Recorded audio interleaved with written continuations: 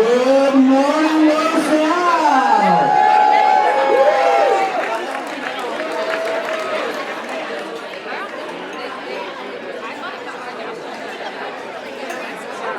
I want to welcome you to our 2023 State of the District. There's a few more hugs that need to be given in the moment. One of the things I love about this district, and you'll hear me talk about it a little bit later, is just the passion that we have collectively. And so today, first and foremost, I do just want to thank. Did you recognize our amazing talented students, the string quartet who is here?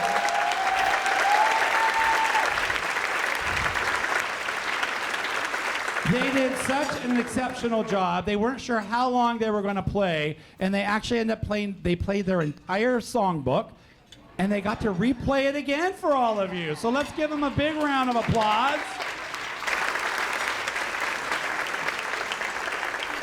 We're really proud to have them here today, and so they're under the direction of Justin Padilla and Hannah Omar, who are right over here in the room. Let's thank them. Abrian, Elliot Dominguez, Olivia Fasuth, and Nikki Orr. Thank you for your talent and sharing your passion with us this morning. I would now like to call up our illustrious, lovely, amazing board president, Chris Forehand, affectionately known as Papa, who's always in Los Al gear. He has his Los Al hat. If he does a walkthrough, he sometimes has like a 3-day wardrobe change because he'll wear a different shirt for every school that he visits. And two-shirt day for Papa. Thank you, and don't go away, you guys, okay? All right, on behalf of the Board of Education, thank you for attending what will be a wonderful State of the District event. Thank you for the incredible Los Al Foundation for hosting this event. I have the support of the entire board when I say we have visited every school and every classroom numerous times. We have celebrated and got to know all our outstanding staff, both certificated and classified, as well as many, many, many of our awesome students. We have all applauded our incredible statewide testing results and state-of-the-art facilities, including wellness centers at all 9 sites, and we are second to none. We've had our own kids to attend these awesome schools, and Meg and I are now proud to say we still have 4 grandsons in the program.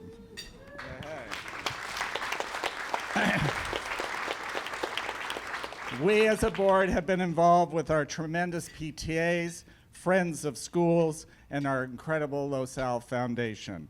So based on all of that, I hereby state on behalf of the board, the state of the Los Al School District is outstanding, and there is no better place to send a kid to school anywhere in the country. And yes, this Board of Education, staff, and community is all about kids. So thank you and welcome.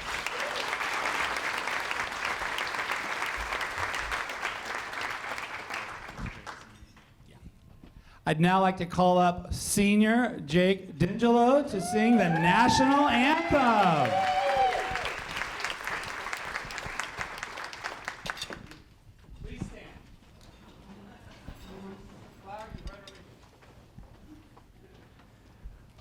Oh, say, can you see by the dawn's early light what so proudly we hailed at the twilight's last gleaming, whose broad stripes and bright stars through the perilous fight o'er the ramparts we watched were so gallantly streaming.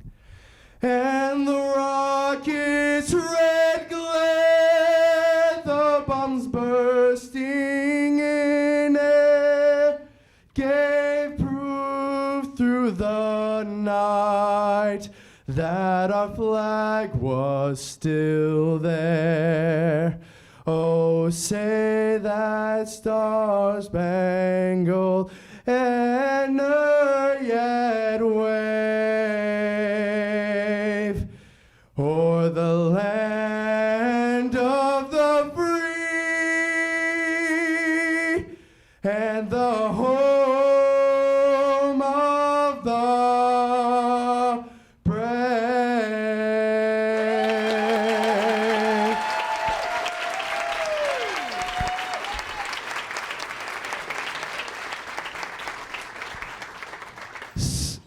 What a voice! Thank you for that honor, the smooth tribute to our national anthem. Thank you, Jake. And I know Papa here has a special medal for a few of our students who are here today, if he can untie all these knots.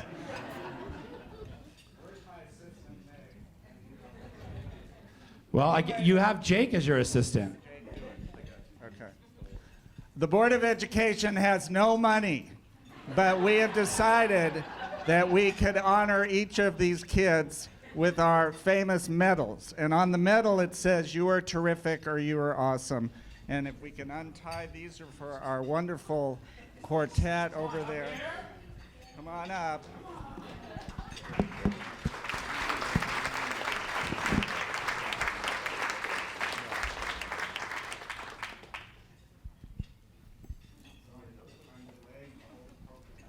We do have a show to do today.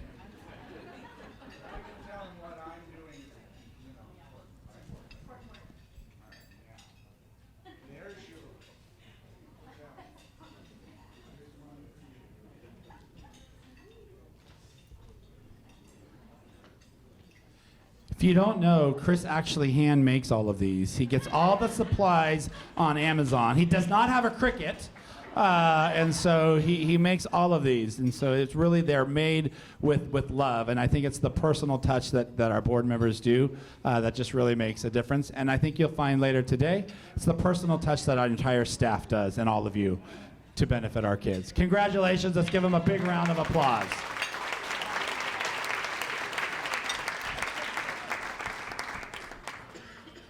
So I'm getting old, I realize, and I need my glasses to read. So hopefully I'm not having to take them on and off. But for time's sake, because I know we got started a little bit later with breakfast, I have a lot of introductions that I'd just like to recognize a few individuals here in the room. But let's hold our applause until the very end, and because I think that'll help move things along.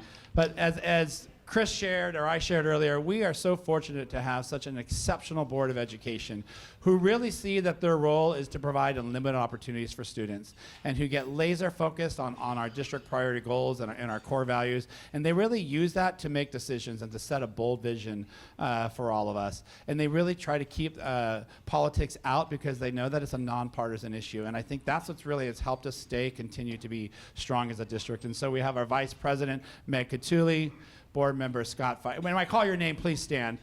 Board Member Scott Fayette, Marlis Davidson, Diana Hill. We'll give our board a round of applause. It feels odd not to. All right, and this is where we can kind of hold off just for time's sake, but we do have with our Personnel Commission here, Mr. Dave Boyer is present, who is also on our Personnel Commission is Kim Baldwin and Virginia Wilson. I'm very proud that we have members of our Executive Cabinet here, our Deputy Superintendent, Andrea Reed, Dr. Ryan Reeswright, Assistant Superintendent of Human Resources, and Elvia Galicia, Assistant Superintendent of Business Services. And I love that they're all peppered throughout the room, front and back. We have exceptional principals, our elementary and middle school and high school principals. Please stand. Wendy Wood, Jason Farver, Jenny Pia, Todd Schmidt, Amy Colte, Gary Willems, Evelyn Garcia, Eddie Kortemarch, and Christiana Krause.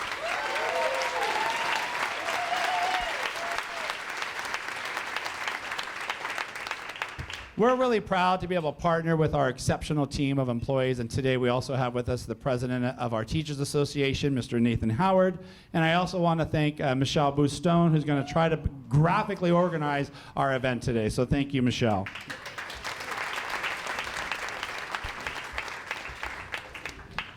And now, some other special dignitaries that I'd like to recognize. We have from Congresswoman Steele's office, we have Field Rep Zachariah Girargi.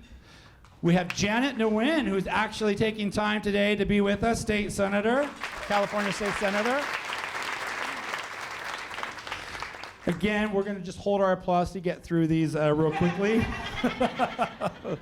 From the city of Seal Beach, we're so fortunate to have strong partners there, and we have Councilmember Nathan Steele, Lisa Landau, and Shelley Shostarczyk. We have City Manager for Seal Beach, Jill Ingram, Chief of Police, Mike Henderson, and Chief of Seal Beach Marine Safety, Joe Bailey. From the Rossmore Community Services District, we have President Tony DeMarco, Second Vice President Joe Shade, Director Nathan Sears, and General Manager Joe Mendoza.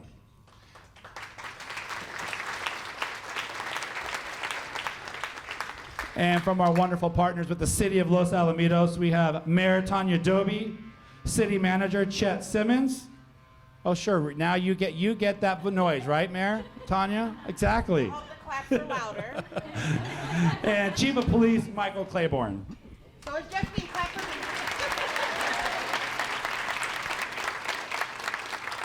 All right, now I can take my glasses off because I'll try to move around the room. So I want to thank, if any of you in this room are active or past military or first responders, please stand and let's recognize them.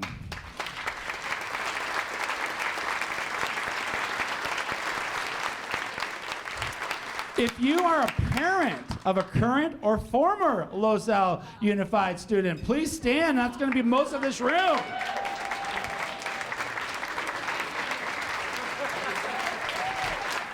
Some of you will stay standing. If you're a PTA member, a Friends of group, or a Booster Club officer or member, please remain standing. If you're a Los Alamitos Unified staff member, please stand and be recognized.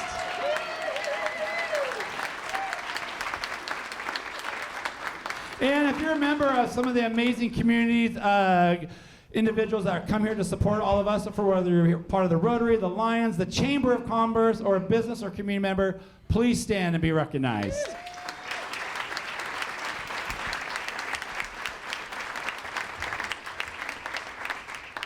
And lastly, if you are a Griffin graduate, please stand.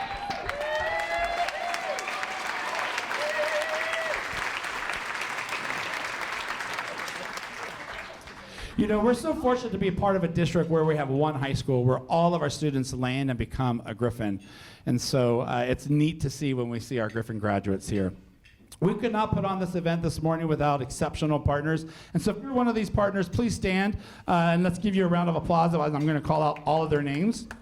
But Los Alamitos Eye Care, Epson, Simon Law Group, Clean Wave Car Wash, Erickson Hall Construction, Pacific West, West Group Designs, Southland Credit Union, RS Crum Incorporated, Edward Jones, ACEF Enterprises, CI Solutions, and Randy Hill with First Team Real Estate.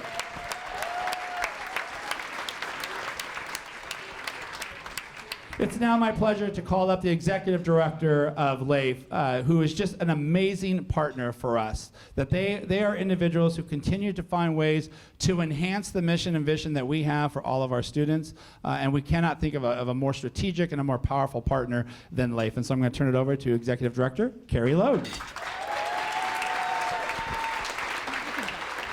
Thank you, Andrew, and thank you to every single one of you for being here today.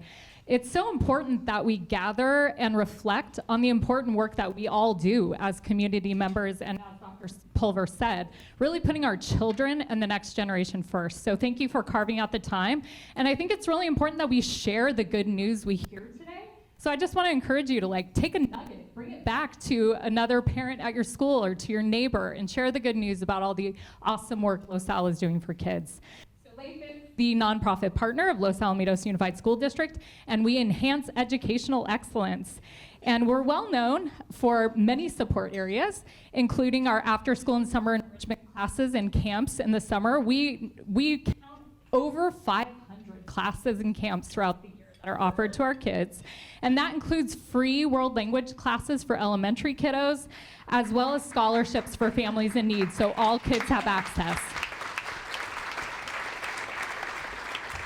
STEAM, science, technology, engineering, the arts, and math, has been a big funding area for LAEF.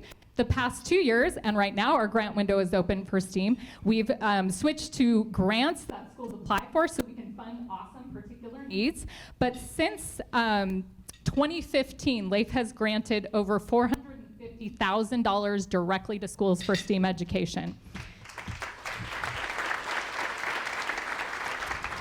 And mental health continues to be a top priority for LAEF. We've partnered with the district to bring well spaces to all 9 campuses. And this fall, we were able to donate to fund 6 stipends for counseling interns at a total of $55,000 to bring 6 more individuals to work directly with our kids to support their health and wellness.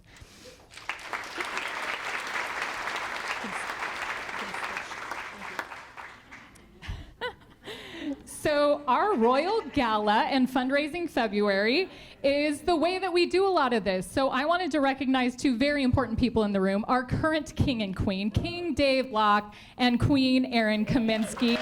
Please stand and wave. So we'd like to invite you to save the date. Join us at the Grand on Friday, February 2nd to have a great time and raise money so that LAEF can continue these important programs for the whole child and to enhance what our district does. And so I'd like to introduce a couple other, well, a lot of people, so I'm going to ask you to also hold your applause. But the LAEF has a board of directors that are all volunteer, and we have emeritus folks as well. So I would like Board Chair Felicia Gonzalez to stand, and all LAEF board members, as well as our board advisors and emeritus board members. Please stand. Should be about 15 of you.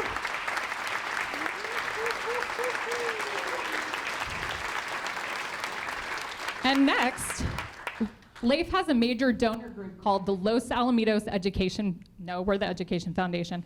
It's called the Los Al Leadership Circle, the LALC. These are folks that give $1,000 or more annually that are critical to the work that we do. So if you're a member of the LALC, please stand and wave, give a shout. Come on, LALC members.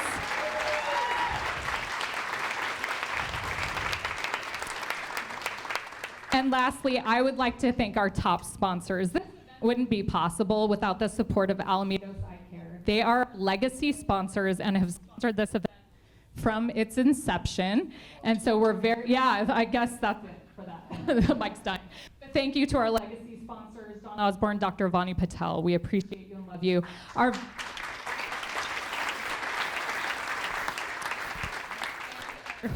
I'm really, did we switch the mic? Our valedictorian level sponsors are Epson, Clean Wave, Simon Law Group, Pacific West, and Erickson Hall. So an extra special shout out to you all for being our top sponsors. And lastly, hopefully you've seen Lauren and Mike with the balloons walking around, because again this year we are so grateful to have an opportunity drawing for NFL tickets donated by Dr. Stephen Meltzer and his wife Bernadette of Beach Allergy and Asthma Care Center. So it's 4 tickets to the Rams versus the Commanders, December 17th. And the tickets are donated. Every dollar that you purchase toward an opportunity drawing ticket goes directly to LAEF and supporting our kids. So hopefully you've seen them. They're here with the balloons. They'll take one more little lap around the space. Raise your hand, get in on this, get to SoFi. And we'll pull that at the end. So if you, or you can find them, but don't miss out. And lastly, you have a little notepad, and we just want you to take this with you. We're going to have a little activity that Dr. Pulver will introduce later, but this is a fun little takeaway, so don't leave them on the table. We don't want 200 of them back in our office. Please take it home. And that's plenty from me. Here you go. Thank you, Carrie, and thank you, LAEF. So our theme last year I introduced at this State of the District is about being forward focused. And that continues to really be what we're centered around, because it takes all of us in this room, all of our schools, all of our families, our students, our families, this community, to be forward focused, to ensure that every single school works for all kids, not just some of them. And when we think about this, every single child belongs to all of us. And that's really going to be one of the major themes that you're going to hear me talk about today. And what we want, the dreams that we have for our own kids, at least in terms of the preparation and the qualities and the characteristics and the opportunities that we want for them, for our own kids, we should want for all. And that's what I think this community has been so great about. And we were fortunate. I don't think we could do this now. About 43 years ago, this community really came together and said, we want to unify. We're going to unify 3 different school districts to come together and really shape the educational journey for our students. And so while we are 8,950-ish students, a little over 1,000 employees, 9 schools. And all of our schools have different cultures and different experiences, but we're all driven by one mission. And we're so blessed to be a part of 3 communities who join us in this mission to really create unlimited opportunities for students and to create an exceptional educational journey for our students. That's what we're going to talk about today. We're going to go on a journey and try to think about what this journey is, and the journey is going to be different for all of us, and it's going to be different for all of our students. And that's an area that we really want to continue to talk about.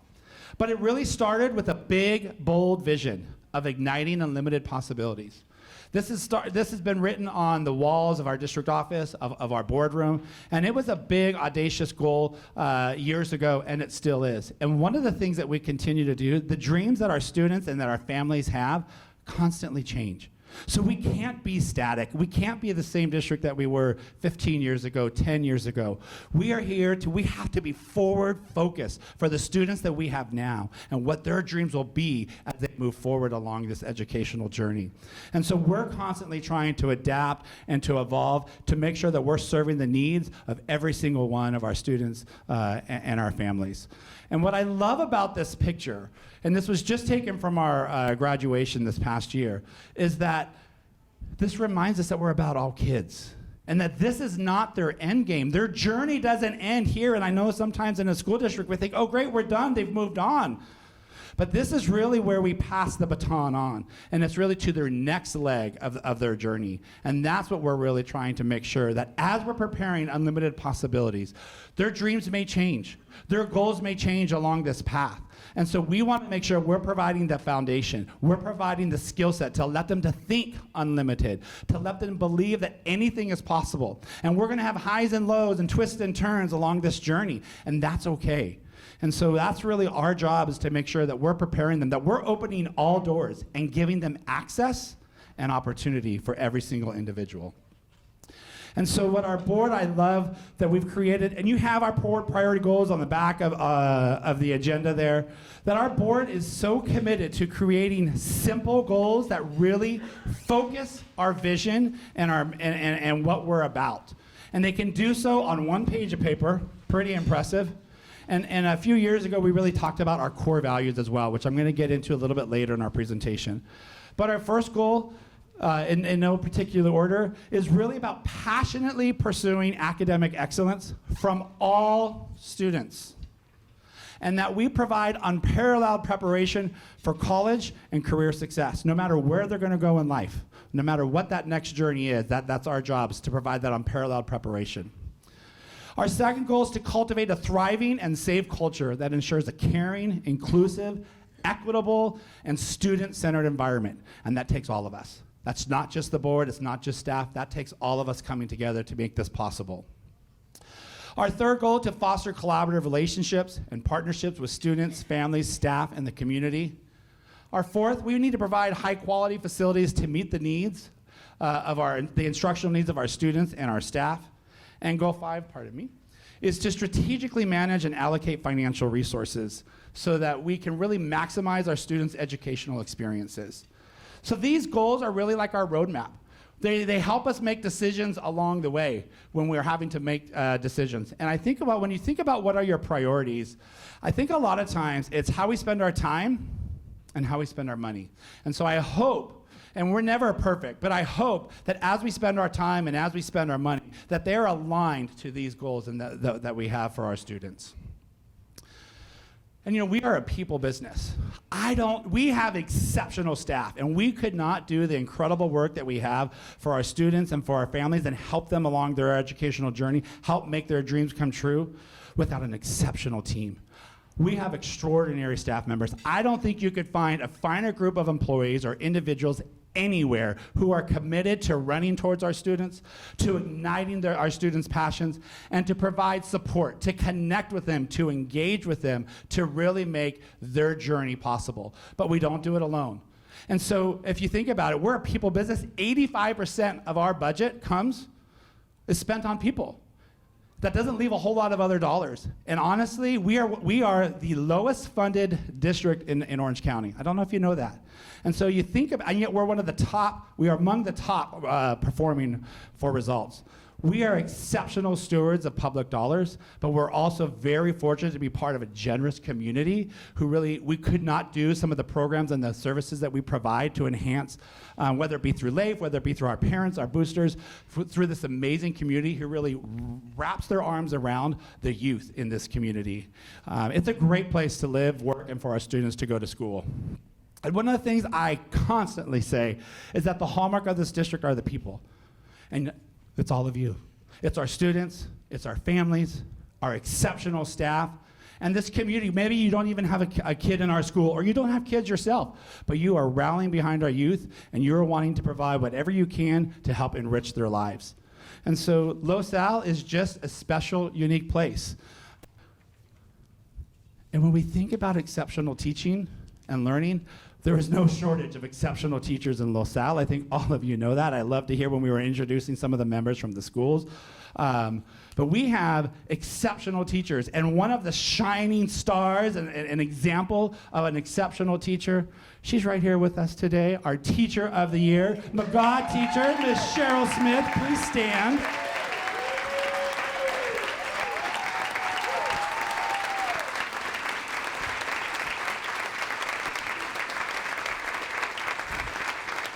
Cheryl embodies everything that we're going to talk about today. She has been with us, I think this is her 24th year, starting her 24th year in Los Al. She spent 11 of them as a special education teacher at the preschool at Weaver Elementary, and then moved over to McGaw, where she's, I think, on her 13th or 14th year now at McGaw. And she's one who's just passionate, but she also knows what it likes. She's a mother herself. And you don't lose that. And so what she wants for her own kids is how she really interacts with what she wants for all kids. And she's a consummate learner, just a professional, and she really cares both about the academic preparedness for students, but also the social and emotional, and making sure that our kids feel safe and they feel valued and they feel seen and they feel loved and they feel accepted. And so let's give it up one more time for Cheryl.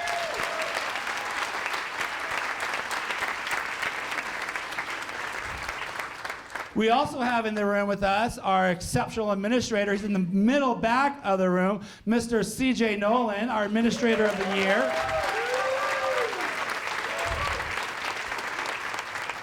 I don't know of a finer administrator in the area of facilities and transportation and maintenance and operations, so much so that he was recognized throughout the county as the Orange County Administrator of the Year as well. So let's give it up for CJ.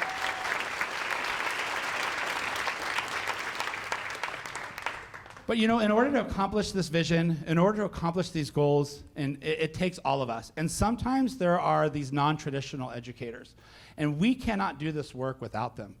They provide a safe, loving environment as well. They help lift our kids up, but sometimes they're a little bit more behind the scenes. And so they're not here in the room, but our classified employees of the year, Maya Gilbert, who's an instructional aide, Jackie Solis, clerical assistant, Kevin Dennis, our food service supervisor, and Corinne Visciano, who's our skilled maintenance. He was also the Orange County Classified Employee of the Year. So let's give it up for all of them.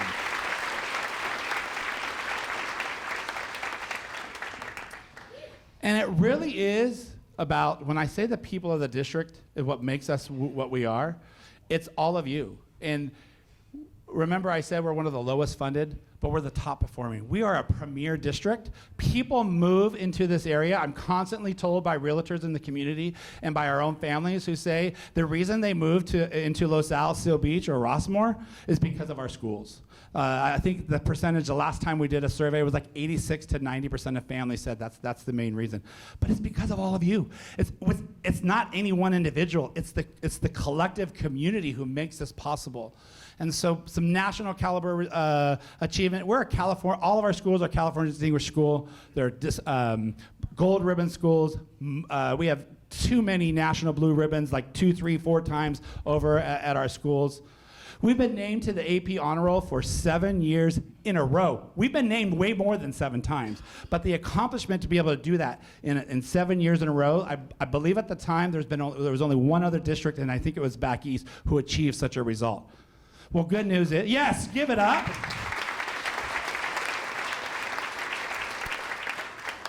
Well, we just received word, and Christiana Kraus, our high school principal, just sent out an email to all of our families that we're part of that. We just got recognition again for being on the AP Honor Roll.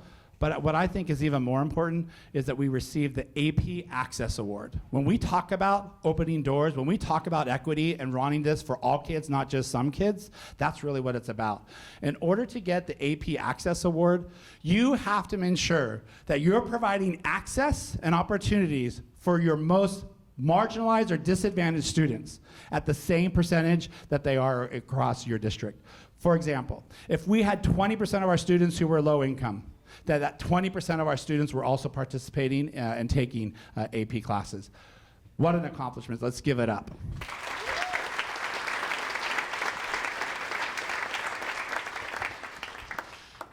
This community really does want some type of post-secondary enrollment for their kids.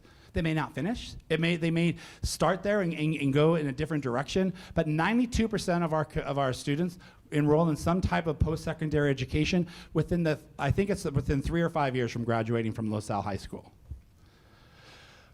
One of the things that I think makes this amazing is I don't know of another district that has a 5-year strategic plan for all new teachers, where we provide professional development, coaching, and it doesn't matter if you came to us with already 10 years of teaching experience. We're gonna provide you coaching because we want to make sure it doesn't matter what student your child is assigned to, that they're going to be highly skilled and qualified, and with our signature practices. We consistently rank in the top on county state assessments for over 20 years. I think I can't say that enough. In other areas, 75 Division I scholar athletes just within the last 5 years. Gets almost too high to count beyond that. Over 300 Sunset League championships and 21 CIF championships. And national championships, show choir, song team, and a Griffin student section. Those are some national awards.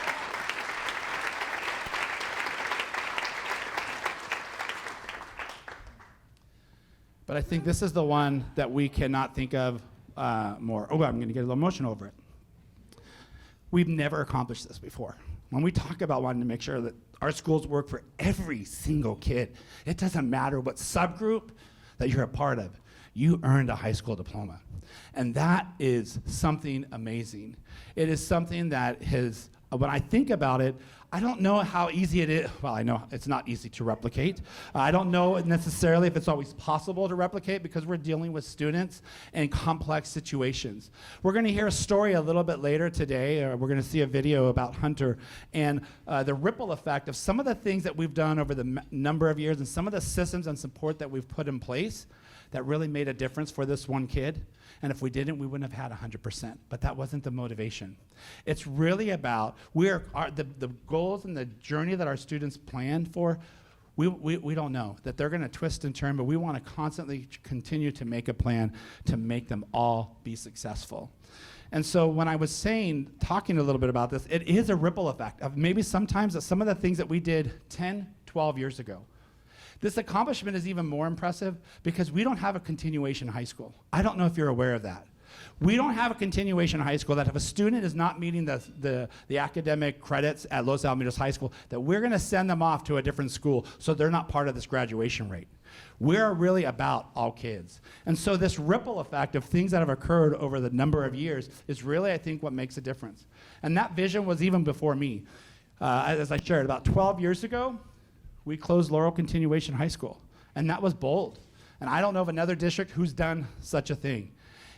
And at the same time, or similarly, we actually we created our K-3 reading labs at all of our elementary schools. For some of you who've been in this district a long time, you might know we actually had a reading lab at the district office. We call it Marsha Freeze and students, if they qualified for this, they would not go to their elementary school. They would go to the district office for the first few hours of the morning. And it was a great program. Laurel was an amazing program for our students. But we started to think, we have to think differently. We need to ensure that students don't need to be shipped somewhere else to get the supports that they need. That students need to be with their peers. They need to be engaged. They need to be connected. And so that is something that I'm really proud of, that we have. And I think it started off at Hopkinton Elementary. And then again, the great thing about this district is anything that's good that's happening, we're gonna try to replicate it and support it for all schools. And thank you.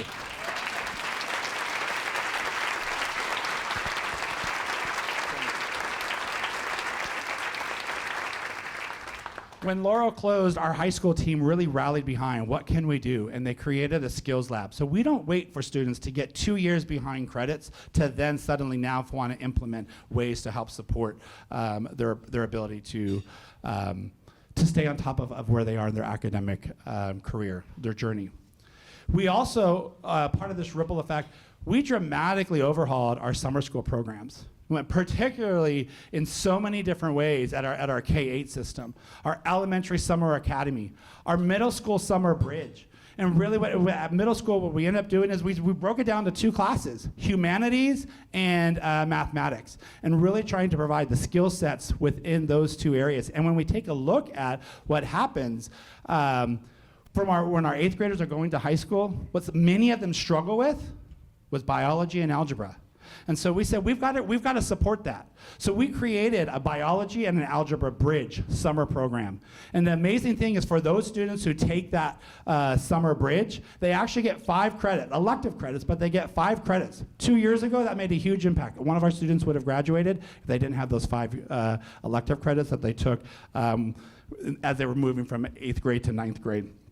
And so it gives them the access to start off positively, to start off on solid footing, to give them the academic vocabulary and the words that they need to be successful as they now take algebra and biology at the high school. And we're constantly trying to target before and after school interventions. This is something that continues. All of our principals and our teams and our staff come together, that we're constantly innovating and trying to find ways to how to meet the needs of our students in a variety of ways. Whether it be our middle school EL 0 period to provide additional support for students, because remember, we're about all kids, not just some. And what I love is whether our A through G Edgenuity remediation at Los Alamitos High School. A through G is what a student needs to be able to get into a 4-year college. But even if they're not going to college, it's really setting them up on a solid trajectory for where they're going out into the career force, because they're college prep classes. And so we know the 21st century skill set of individuals, they need critical thinkers. They need good communicators. They need people who can problem solve and communicate and interact with one another. That happens a lot more through A through G. And so we don't wait now for students to get behind. They fail a class, and then, oh, you're going to wait till summer. Oh, you're going to wait, and you now have to go to the skills lab. It's real-time remediation, and that's by a group of teachers who are really passionate about providing this opportunity for students. And then I love some of our English teachers at the high school, very innovative, kind of new within the last 2 to 3 years, I believe, where they've created this real-time remediation in English, that if a student was starting to fail or maybe even getting a D, they weren't going to be on the A through G track, that they decided, what if we create a common unit? And we replace their lowest unit, and we really focus on the literary skills, the writing skills, the critical thinking, and we do so in real time to save that student from having to ever take summer school, so that our students can get a break in the summer instead of having to wait to fail and then go to summer school to remediate it. Brilliant, and hats off to our teachers at the high school who've really been able to make that possible.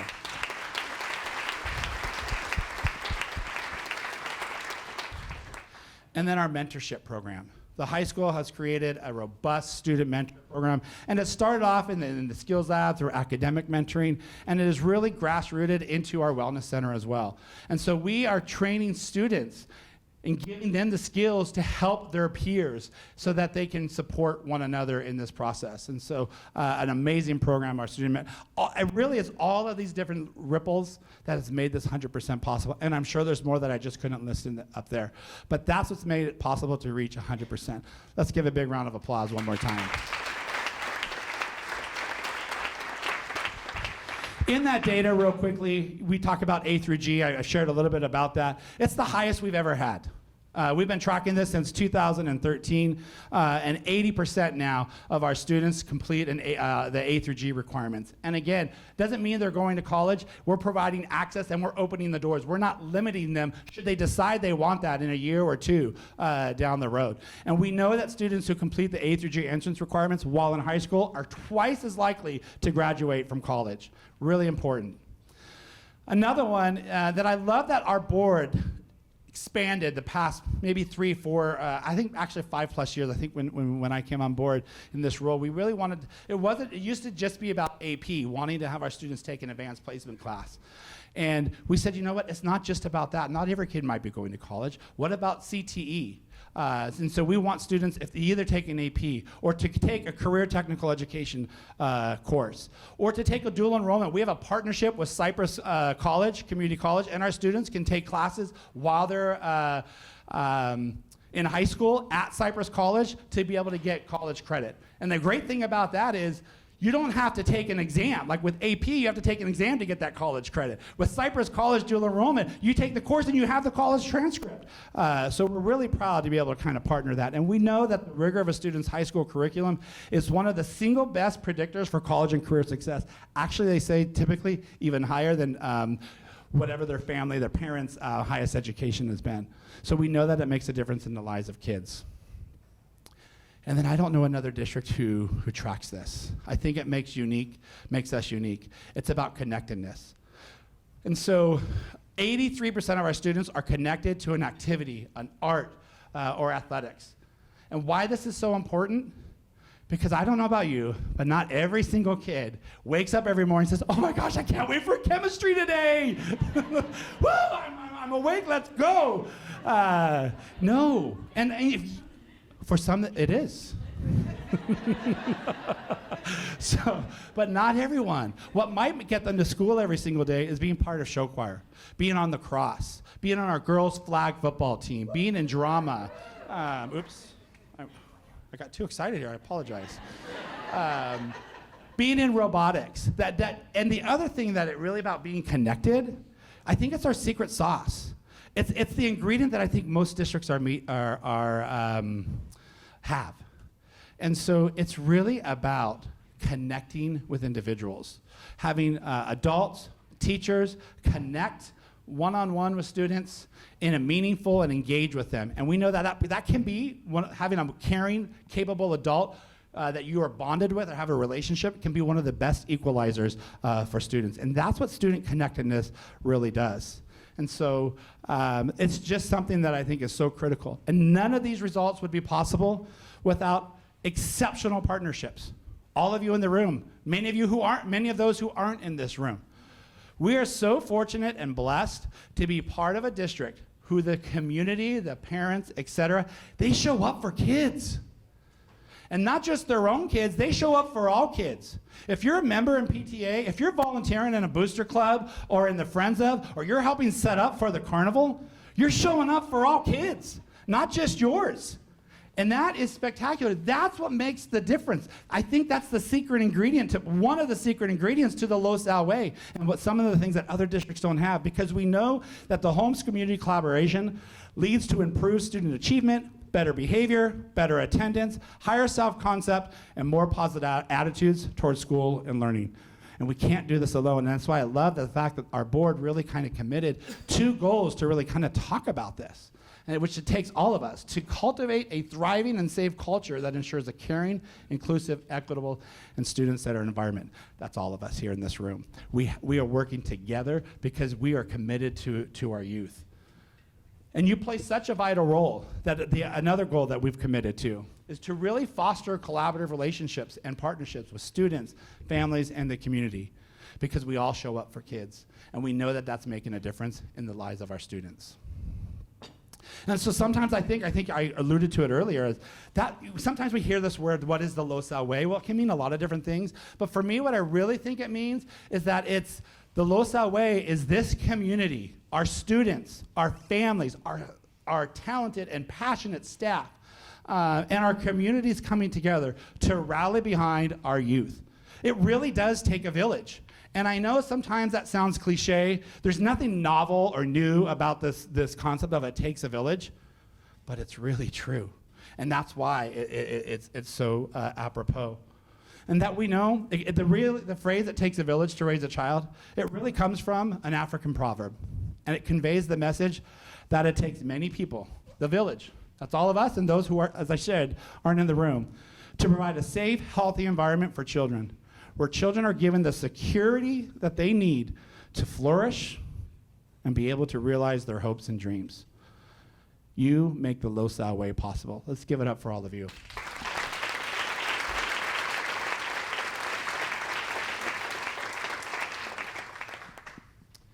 And this community continues to show up for our kids. They have found ways to continue to be present, to help our kids along their journey by providing generous support, whether it be through school bond campaigns. We passed Measure K for $126 million, Measure G in 2018 for $97 million. The community really comes together to make this possible for kids. And we have a continued commitment to set aside $1 million every year of our budget to maintain our buildings, to do the roofing, to painting, asphalt, et cetera. And so I want to get into a little bit quickly about some of the facilities projects and our bond projects, because I know that's an important piece of why we're here today. And so last year when we were here, we talked about the amazing STEM building, 83,000 plus square feet, 30 classrooms. It really has created a lot of, when I talked with families, it's like a little mini community college building. It's so impressive. Our aquatic center, our site-based projects, we were able to replace all of the playgrounds on our campuses. As you heard Carrie and others talk about, our campus well spaces across every single district has been, not all through bond dollars, but just these are various projects that we've been working on. And we were so pleased to be able to open up the outdoor well space at Los Alamitos High School.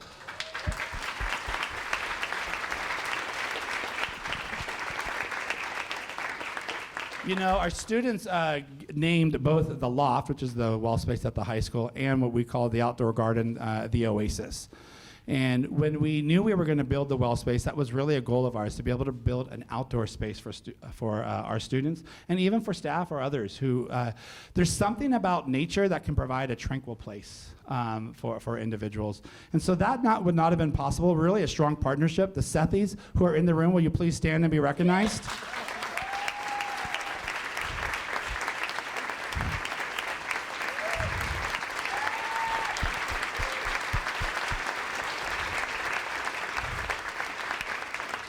They made a generous donation of just around $50,000. The district put in about $130,000 to build this magnificent space for our students. And we cannot thank you enough. And this is really going to create a lasting legacy for opportunities. And I love that it continues to be a passion of our board, that we're focusing on the whole child. We're focusing not only on academics, but their social and emotional well-being, how they're connected, how they feel, and that we're trying to remediate wherever we can in real time to provide additional layers of support and just create a calming space as needed.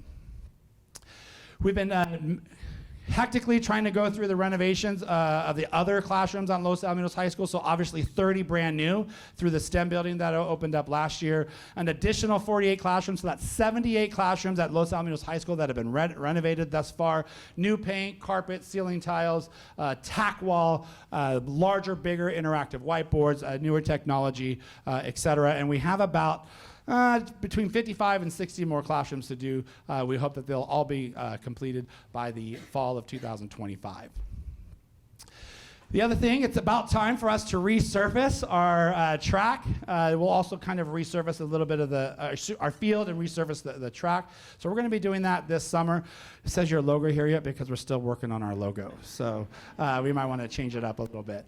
So that'll be over $1 million just to replace the turf and to grind down the track and resurface the track. But it's used by our students and a great opportunity. And so we're also really been finding ways to be able to look at how we can provide enhancements to our Performing Arts Center. Some minor ones. We've been trying to upgrade some of the technology, the microphones, the projectors within the PAC. We're going to be they'll probably be installed within the next 2 months, these 2 video display boards, getting rid of the marquee out in front of the PAC. We're working with a consultant to be able to take a look at what further enhancements, and we've been working with staff at the high school, the user groups who use that PAC. We'll be able to put in, $5, $8, $10 million depending upon some of the needs. And so we're continuing to work on that. And so that'll be ongoing as we take a look at that. We hope to be able to build some exterior bathrooms as well, because if you've ever been to the PAC, they're grossly inadequate at the Performing Arts Center. So we are looking forward to be able to do that for our community as well.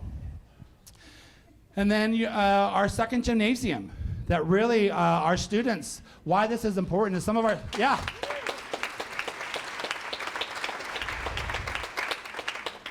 some of our students are having to either practice really late at night or super early in the morning just to be able to get court space. And so this will be a 3-court gymnasium. We'll keep the other gymnasium as well. Team rooms, restrooms, and the restrooms will have access both on the exterior and the interior, single-use restrooms as well, restrooms that can be used by the baseball field that's on the far end too, so just kind of really be able to provide different space. We hope a weight room, that might be phase 2, it depends on where the how much the process comes in, because we don't have unlimited funds to make this possible, but some storage as well. And so I thought I'd just give you a few renderings of what it could look like. I kind of like the name Griffin Center, but we're going to work with the staff at the high school to see if they think of another name that they would like to see have that building named. And then just another perspective, you can see it's going to be butting up right against the track and field. But while all of these enhancements to our facilities makes a difference and certainly supports the journey of our education of our students, it's not what we're about. We're really about the people in the buildings, and that is what is probably most critical. And that, again, the people, our students, our staff, et cetera. And so what I love is this quote from, I'm going to get in the way of it, by Maya Angelou. And it says, at the end of the day, and this is something we've all heard, at the end of the day, it doesn't matter what you did. It's really about how you made people feel.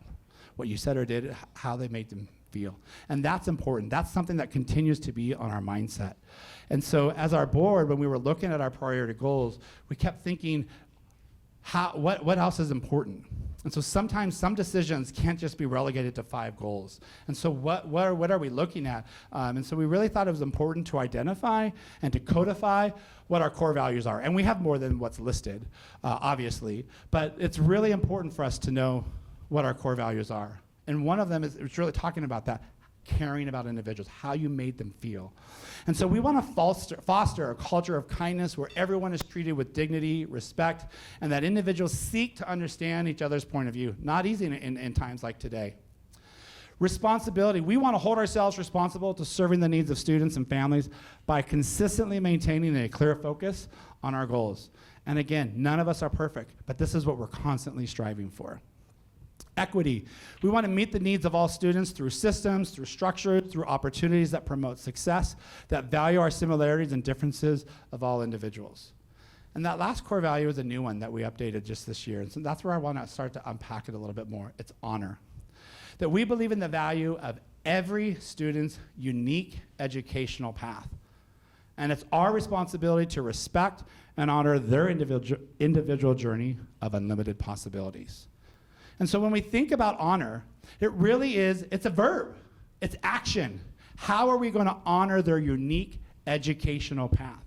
And so we want to regard it with great respect and to fulfill or keep an agreement that each student's path might be different. And it doesn't matter what their path is or where they're going or the highs and the lows and the twists and the turns, that we want to be able to provide them support and opportunities and a solid foundation to help them and make them feel good about it. Because it doesn't matter what we say or do. If they don't feel good, no one should feel less than because they took one educational path differently than another educational path. And so it's really about trying to honor that. And so we're going to take a pause, a little interactive moment. So I want you to think about, when we're thinking about how do we honor the educational path of our students, it's and the different preparations that go into that, it's no different than if you were to plan a trip that you were going to take across the country. And let's say from Los Alamitos to Manhattan. You all have a pad of paper in front of you. I want you to take about maybe 60 seconds or so. You're going to be embarked. You're planning a 15-day trip across the country. Now, it doesn't take 15 days to get there. Some people are really aggressive, can drive there in 3 days. Most probably 5 to 6. And so what I want you to jot down is what cities would you stop along the way? What path are you going to take to get to Manhattan and why? So just spend about a minute.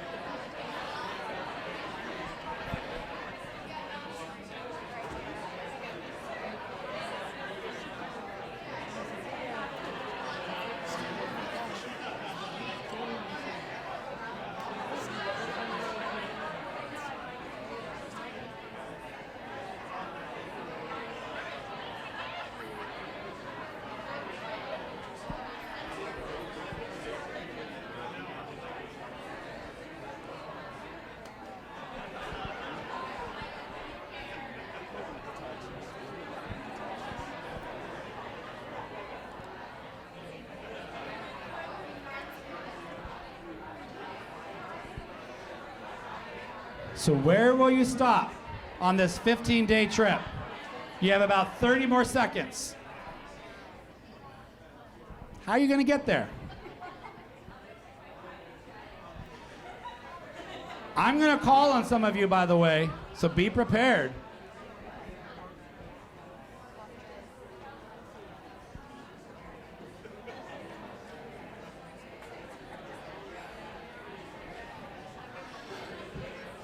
Okay, spend the next minute or 90 seconds telling your neighbor what cities you're stopping at and why.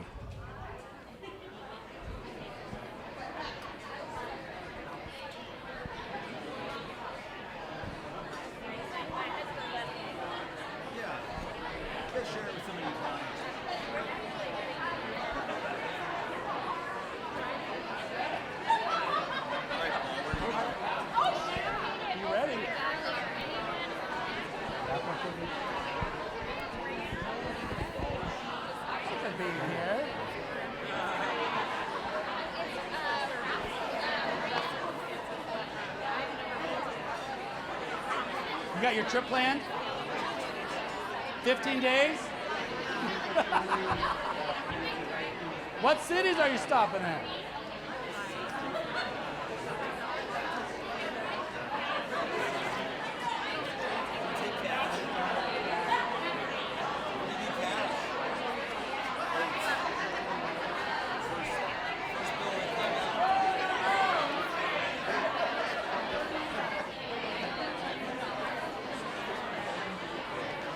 You guys hide it?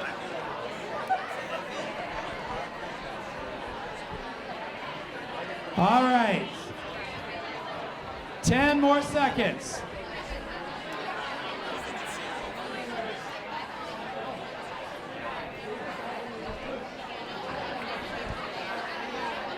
All right, this is where I'm going to get audience participation. If we can get everyone to come back.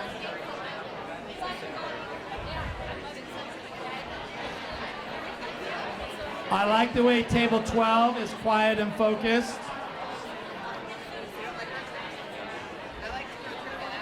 Table 14 is waiting and quiet or waiting for the next directions. Okay, I'm going to call on table 18 over here. Let's listen up. I'm going to call on the two of you, one of you,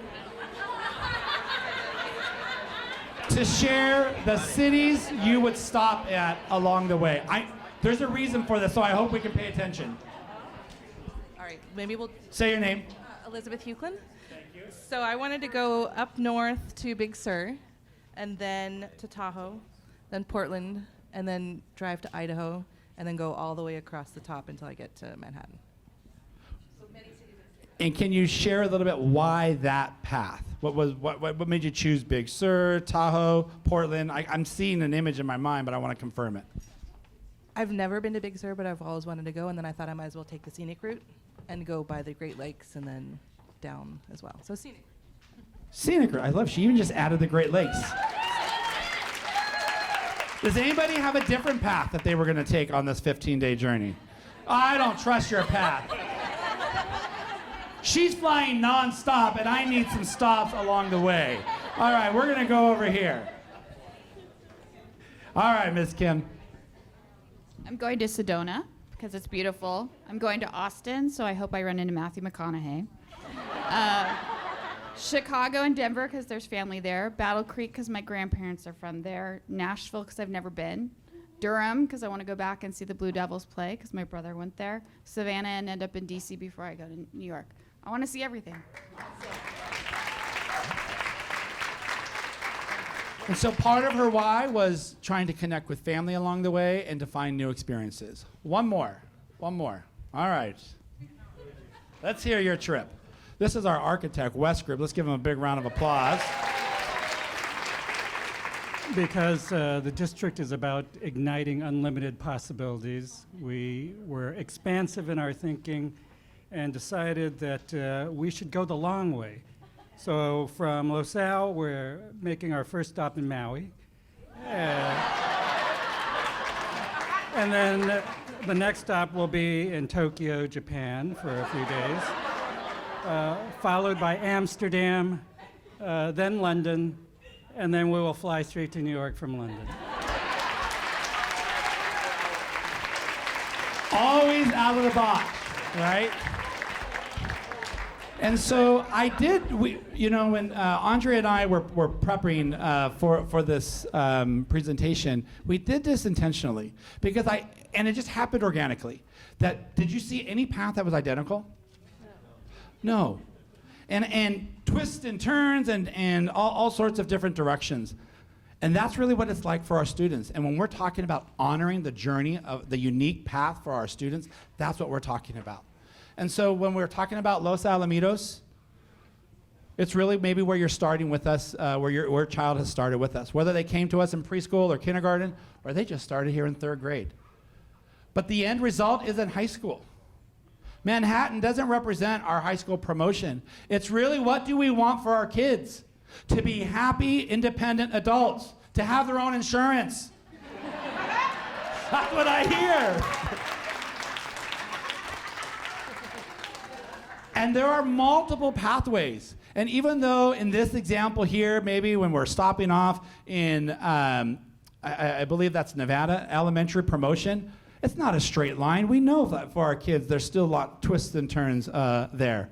And maybe they're stopping in New Mexico is our middle school promotion, part of their journey. Again, not a straight line. And we're all going to meet up in Texas, perhaps, at some point. None of you mentioned Texas, by the way, that I called on, which is fine. And that's maybe where we're at, our high school graduation, where 100% of our students promoted, and we all got to meet there. But they're not at the journey of being a happy, independent adult.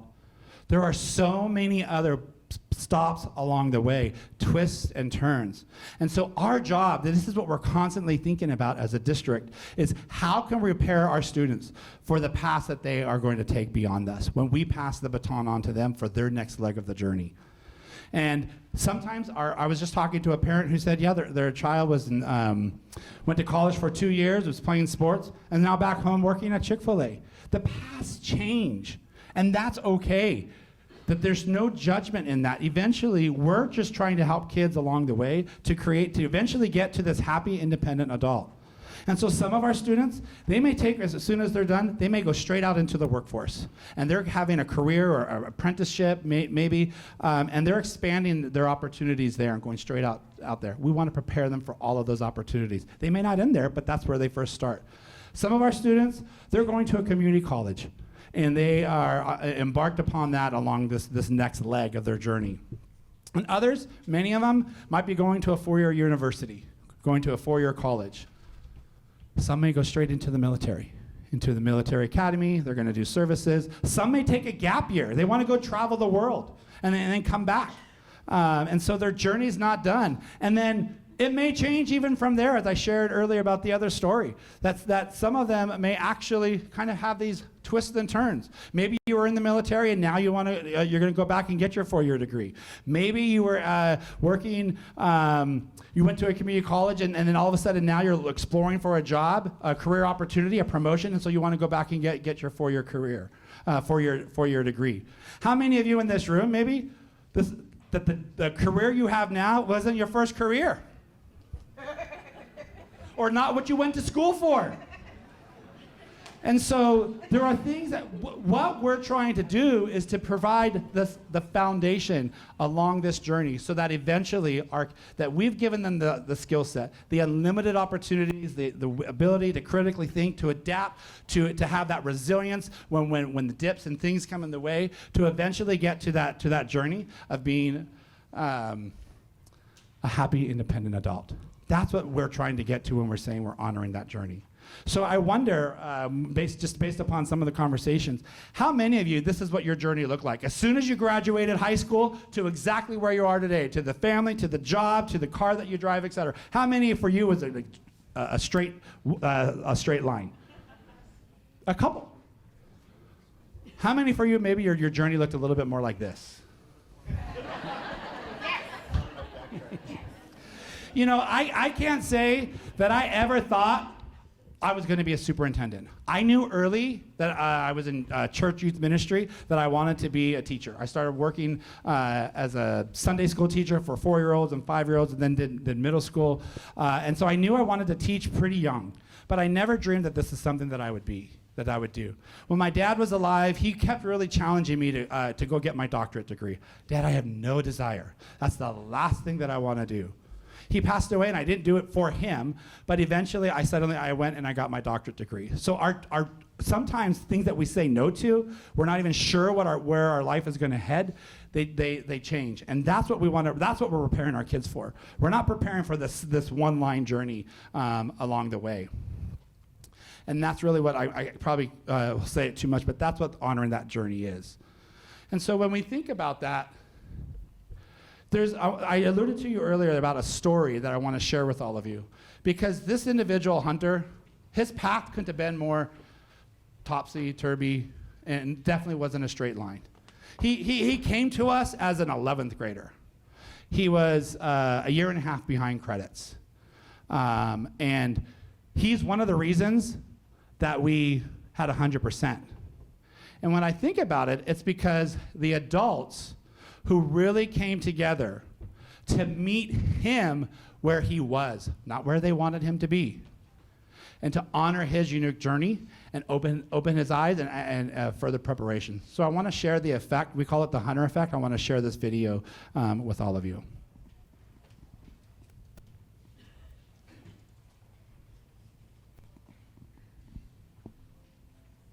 Going into Los Al, it was my third high school in the span of a year that I would have been going to. At this time, Hunter is almost like a selected mute. He doesn't talk and didn't talk. He was a junior, but he was over a year and a half behind. So really, he had the credits of like a first semester freshman. He came to us not in a great position. He has been through a lot more than most kids should have to go through. The first step was getting him to come to school. There were a few times when he would come up missing, and we would have campus supervisors looking for him, and he was hiding in the bathroom in tears. He was emotional to a point where we weren't in a place to even start that, because how do you ask someone who's sitting there crying to take out his history textbook? I couldn't wait to get home. We were trying anything to get him connected. And what we found was he loved movies. The light bulb went off, and I was like, we need to connect him to Mr. Brown's production class. I'm told that there's a film class. You know, I thought to myself, film class sounds good on paper, but this is school we're talking about. There's going to be some way they're going to mess this up. I met Hunter and just really trying to get a feel for him and what he was about and what he liked. And I got nothing. I mean, he just wouldn't say anything, no matter what I talked about. I noticed he was wearing a Star Wars shirt, and I was like, I can start there. So I just decided to just talk and continue talking until he would finally say something. And I probably talked for 25 minutes straight. Eventually, when I see him kind of piquing his interest, I asked him a question, and he actually answered. Before we knew it, lunch had ended. I kind of made a judgment call to be like, it's okay. You're going to stay here, and we're going to continue talking, and we're going to build this bond, we're going to build this relationship, because I feel like that was valuable. I feel like having that interaction with him, having that moment where he was actually engaging with me, and we were having a one-on-one conversation was important. And, you know, we talked for the entirety of fifth period too. By the end of our conversation, he was asking me questions. He was starting to ask about me and what I thought, and we started to really get to a deeper level of conversation. And it took an hour and a half to get there, but I was really happy with where we ended off, and I think like a week later, he was enrolled in my class. That alone significantly less stressed out with that change. The minute he got in Connor's class, it opened up something. I paired him with two kids who I thought he'd really get along with. Like a week went by, I walked outside my classroom, and he was sitting eating lunch with the two students that I had paired him with. And they became friends. They ate lunch every day together. They talked every day.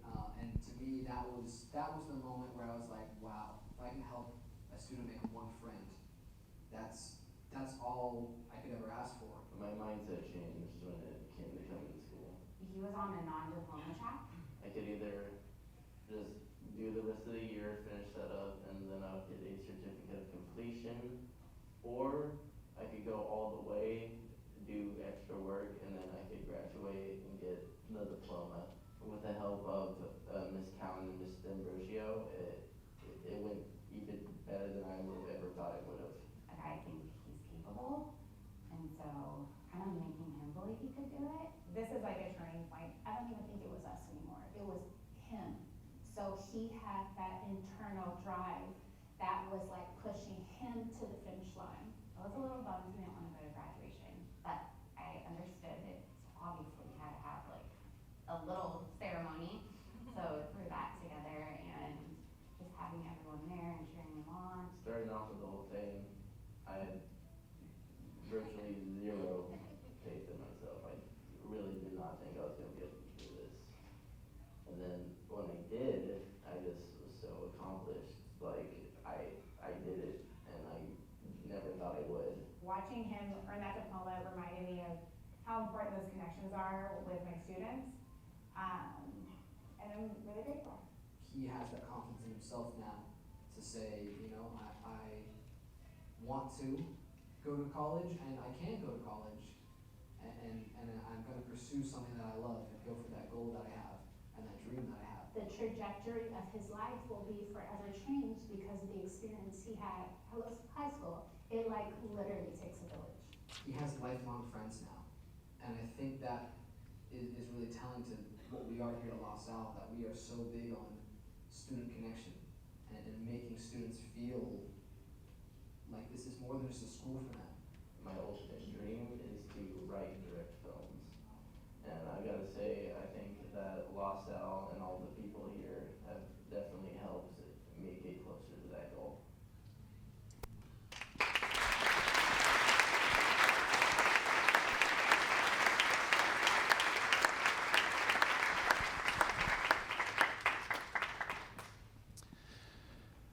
It's hard to talk after seeing that. A student who came to us in his junior year didn't believe in himself. And as you can see, really it took caring adults who stopped and connected. Remember earlier I was talking about the importance of connectedness and what the difference that can make in the lives of students. It changed his trajectory.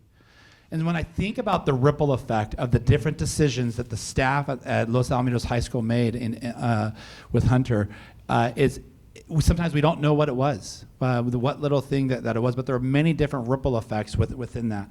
Whether it happened to just be,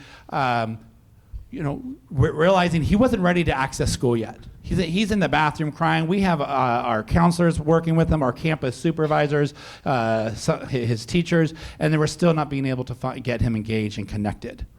And then finding a passion of his, whatever it happens to be, and everyone's attracted to something different. And again, we've seen that it was movies. And really, it's that when I think of one of the early ripple effects, it was that gut decision of Mr. Brown to stay engaged with him for 25 minutes and him saying nothing, really an hour and a half. And I think that was the hinge point that really changed his trajectory, that turned his path forward. And clearly there were many, he shared he didn't think graduation was possible. And he suddenly didn't think it was worth the work.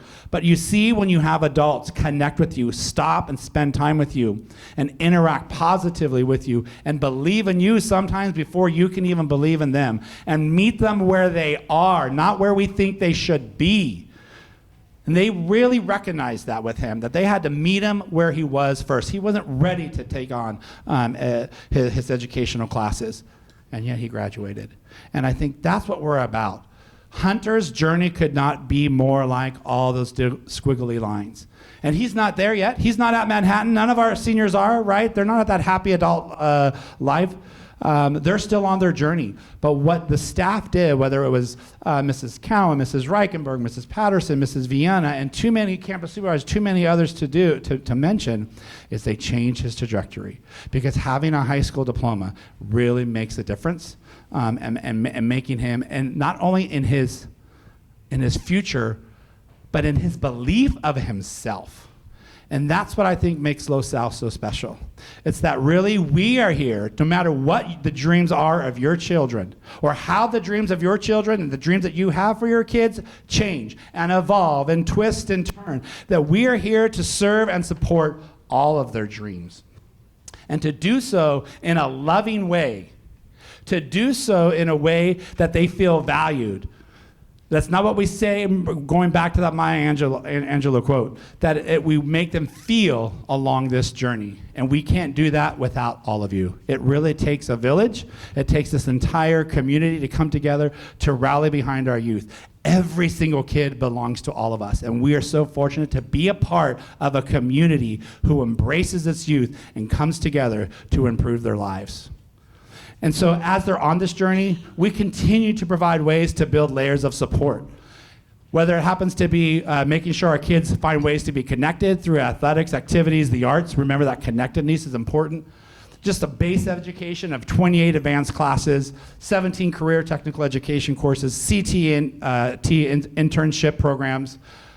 Our partner with Cypress College and North Orange County ROP, who has a myriad of other CTE classes that we don't offer. We have a strong partnership with them that can attract any of our students. We have over 35 individuals, counselors, psychologists, interns, et cetera, who are there to help navigate one-on-one, individually, our students along both their academic and their social-emotional path. We have our military counselors. We serve a military community. We have 3 military counselors that are provided by the military to provide support for individuals from the military and others as well. And we have our well spaces. We have Care Solace, which is another way to be able to provide support for our students. We are trying to be extremely strategic to find continued ways to help our students, no matter what their journey is, to go from Los Alamitos to a happy adult. And then the past 3 years, we've been partnering with Stanford University with Challenge Success with our middle schools and high schools. And I'm excited, we're applying for a partnership with Yale to work with our elementary schools, which I hope we'll be able to share at the next State of the District, so stay tuned. And I love this picture. This picture is from our Griff Friends event that we put on every single year with our Mr. Fenton, our football varsity coach. Every child belongs to all of us. and it's our job as a community to come together. Their time is now. Their journey is uniquely theirs, and we have to honor that unique journey for their unlimited possibilities. And so on behalf of the Board of Education, I want to thank all of you for spending your morning with us to help understand a little bit more what we're about, what we're hoping, what we're embarking upon. We can't do this work alone or in isolation. It really takes all of us. It takes the village. I want to thank Carrie Logue, the LAEF staff, Andrea Reed, who helped immensely with this presentation, Connor Brown, and our students who are filming, Dan Bennett, Michelle Booth Stone, who's trying to graphically illustrate our state of the district.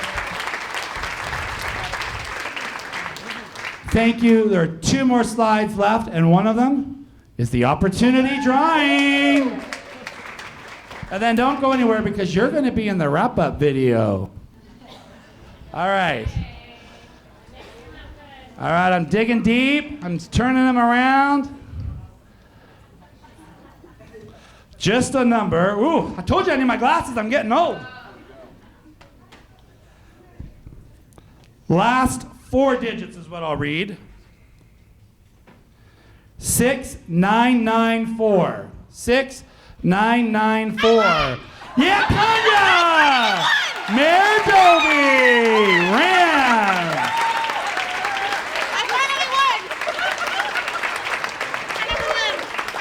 Could there be any more excitement than Miss Dobie? Your excitement is infectious, Tanya. We love you.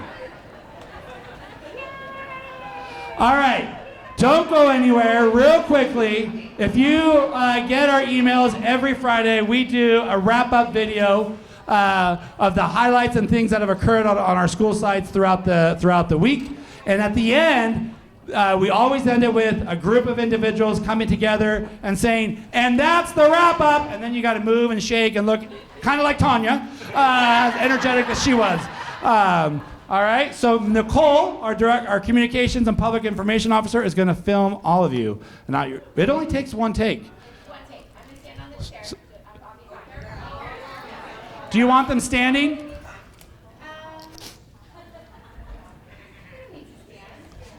But you have to be enthusiastic at the end, okay? So I'm gonna count you in 1, 2, 3, 1, 2, 3, and that's the wrap up, and we'll be very. You could jump up even. Oh yeah, to do the wave or something. Okay, it's a 1 take here. Oh, okay. I have a loud voice. So. Okay. I want you in it though. Oh, okay.